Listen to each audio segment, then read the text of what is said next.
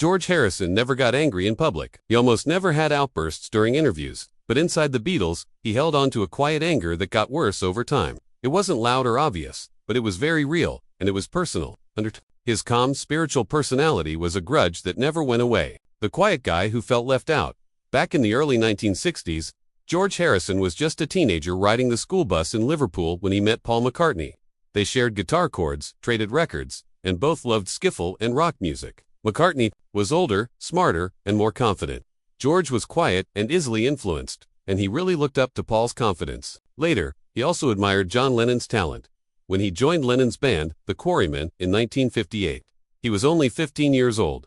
Lennon thought he was too young at first. McCartney had to set up a second tryout on a bus where George impressed John by playing the guitar part from Raunchy. That moment got him into what would become the most famous band ever. But right from the start, George Harrison was joining someone else's story. Lennon and McCartney controlled the band's early image. They were the main songwriters.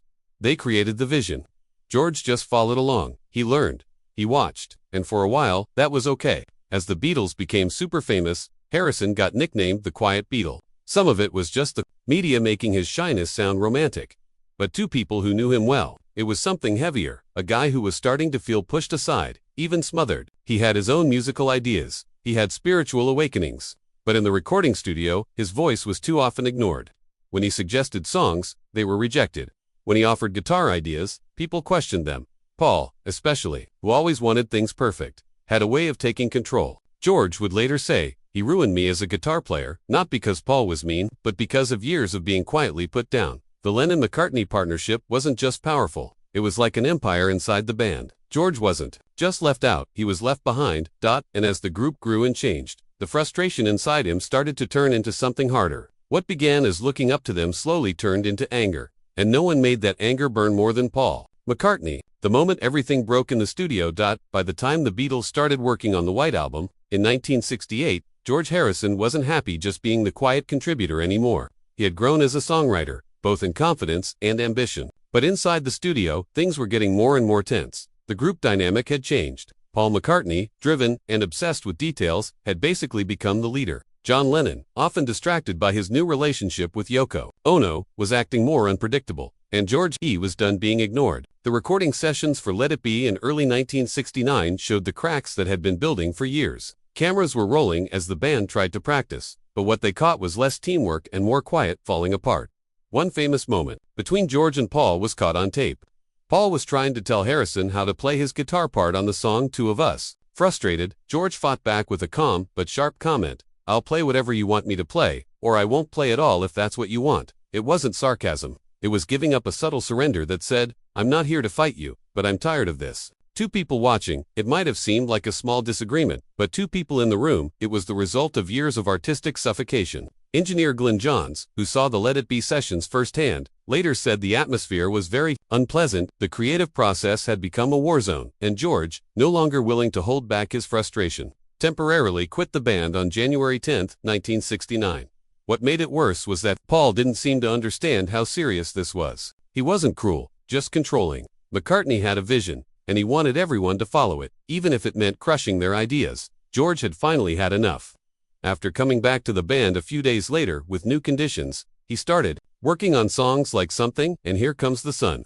Masterpieces that proved what he could do when he was simply left alone. But the damage wasn't fixed. The split between George and Paul had grown into something more permanent. And while George may have returned to the band, part of him had already moved on. When friendship turned cold, the Beatles officially broke up in 1970. But for George Harrison, the split wasn't just about work. It was deeply personal. While the media focused on the fight between John Lennon and Paul McCartney, Harrison was quietly cutting his own emotional ties. Especially with Paul, the public saw polite interviews and staged reunions. But behind the scenes, George was struggling to let go of the resentment that had been building for years. In 1971, Harrison released All Things Must Pass, a solo album filled with songs that had been rejected or ignored during his time with the Beatles. It was both a creative and commercial success, and his former bandmates definitely noticed. One track in particular, Wah Wah, stood out. On the surface, it sounded upbeat. But the lyrics were bitter. The title was a metaphor for the emotional noise and frustration George had endured. And many people interpreted the song as a barely hidden attack on Paul McCartney's controlling behavior during their final years as a group. the bitterness didn't stop there. In 1973, Harrison released Sue Me, Sue You Blues, another pointed commentary, this time about the legal fights that followed the breakup. While the song addressed the group as a whole, it was clear that much of his frustration was aimed at McCartney, who had started the lawsuit to dissolve the Beatles' business partnership. That move, while necessary, felt like betrayal to Harrison, not just because of the court drama, but because it proved how far apart they had grown. Even Harrison's ex-wife, Pattie Boyd, later said that George never truly liked Paul's personality. She described how George would come home from recording sessions filled with anger, overwhelmed by the constant arguments, especially with Paul. They tolerated each other, she said, but I don't think they really loved each other.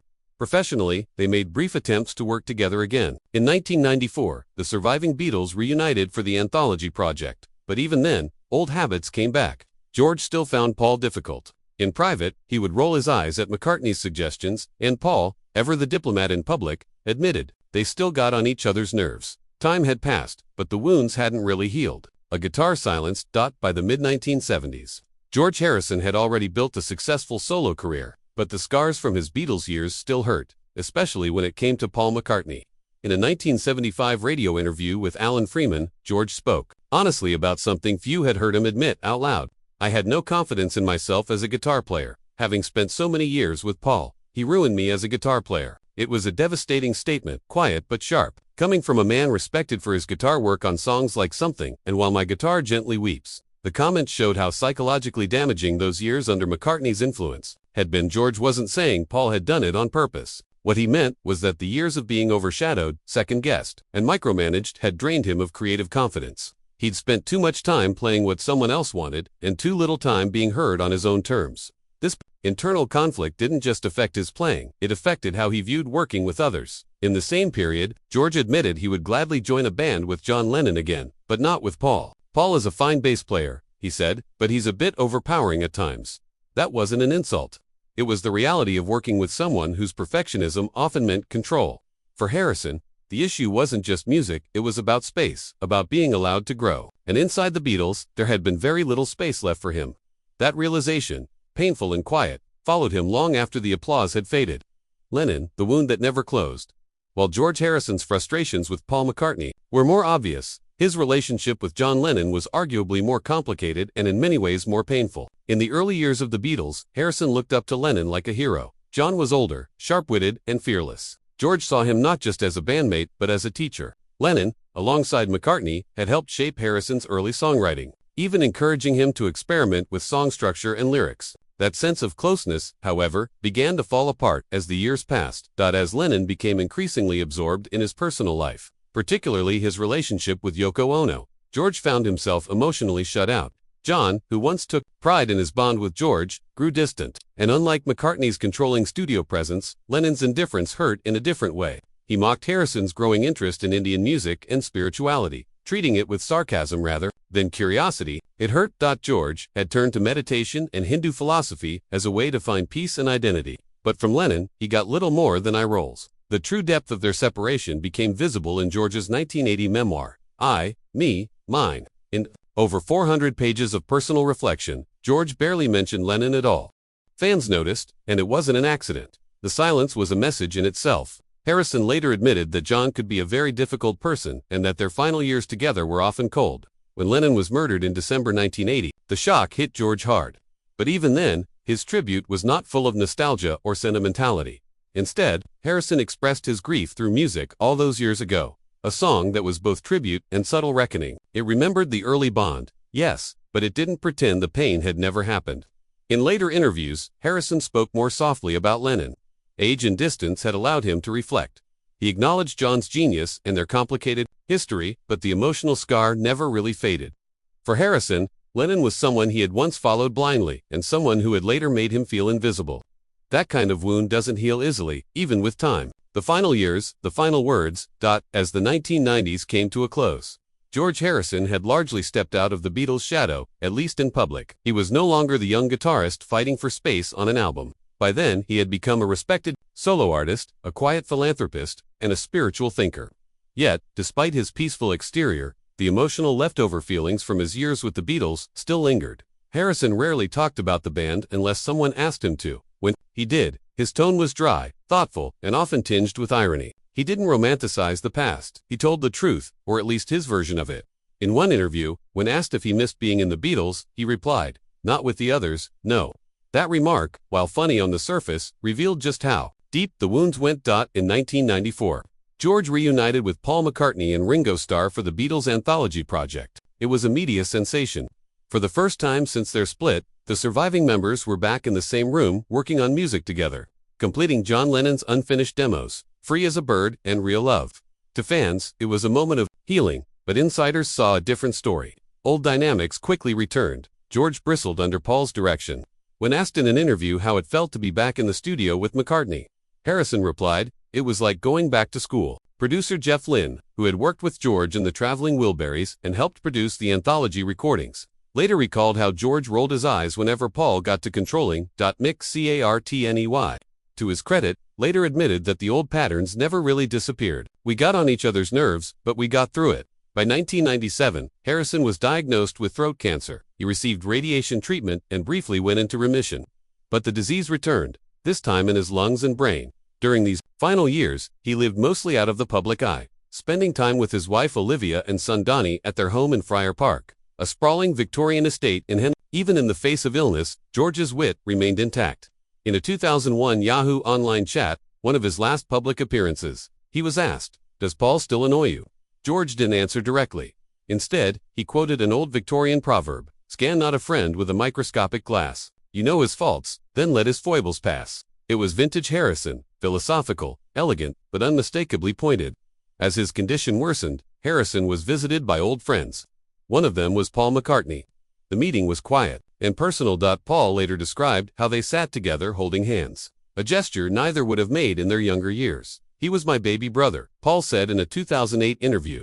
"We joked. We talked about silly things. It was like we were dreaming." George Harisson died on November 29, 2001, at a friend's home in Los Angeles, surrounded by his loved ones. His final words, according to Olivia, were simple: "Love one another." But even in death, the complexities of his relationships remained. While Paul grieved publicly and spoke warmly of George in interviews, the unspoken tension between them had never fully dissolved. The forgiveness, if it came, was quiet, incomplete, and perhaps one-sided. George Harisson left behind a legacy of music, spiritual searching, and quiet rebellion.